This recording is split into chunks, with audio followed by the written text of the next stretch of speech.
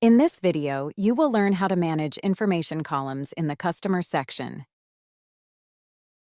including name, collection 0 to 7 days, 8 14 days, 15 30 days, 31 to 60 days, more than 61 days, and action.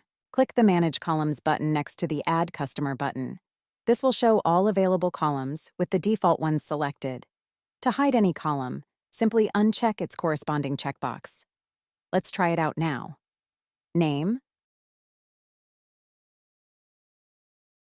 collection, 0 to 7 days, 8 14 days, 15 30 days, 31 60 days, more than 61 days, action.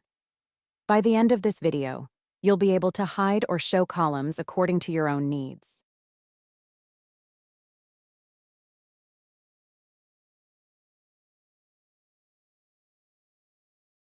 Want to learn more tips and tricks on how to use Blixo?